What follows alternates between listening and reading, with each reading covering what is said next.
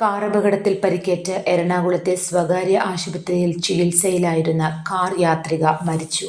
Adoor Mithrapuram പാലത്തടത്തിൽ advocate PR ബിജുചന്ദ്രന്റെ ഭാര്യ സ്മിത ബിജുചന്ദ്രനാണ് മരിച്ചത്. July 13 ശനിയാഴ്ച രാത്രി സ്മിത സഞ്ചരിച്ചിരുന്ന കാർ പത്തനംതിട്ടയിൽ ഡിവൈഡറിൽ ഇടിച്ചായിരുന്നു അപകടം. ഏനാത്ത് പോലീസ് സ്റ്റേഷന് മുൻവശം മുൾച്ചെടികളും വള്ളിപ്പടർപ്പും നിറഞ്ഞ ബദാം മരത്തിന്റെ ചില്ല ഒടിഞ്ഞ് റോഡിലേക്ക് നിന്നത് അഗ്നിരക്ഷാസേന കോതിയൊരുക്കി റോഡ് ഗതാഗത യോഗ്യമാക്കി. STO വിനോദ് കുമാറിന്റെ നിർദ്ദേശപ്രകാരം SFRO അജീഖാൻ, FROമാരായ കൃഷ്ണകുമാർ, സന്തോഷ്, ശരത്, അഭിജിത്ത്, റജി എന്നിവർ പങ്കെടുത്തു. പന്തളം, മങ്ങാരം, മുട്ടാർ എന്നിവിടങ്ങളിൽ ചുഴലിക്കാറ്റ് വൻ നാശം വിതച്ചു.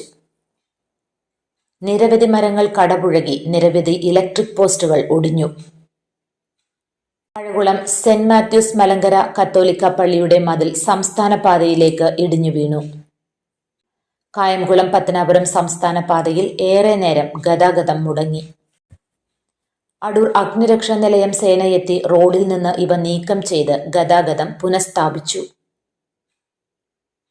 കേരളത്തിലെ ഇടുക്കി, എറണാകുളം ജില്ലകളിൽ ഒറ്റപ്പെട്ടയിടങ്ങളിൽ മിതമായ മഴയ്ക്കും ശക്തമായ കാറ്റിനും സാധ്യതയെന്ന് കേന്ദ്ര കാലാവസ്ഥാ വകുപ്പ്.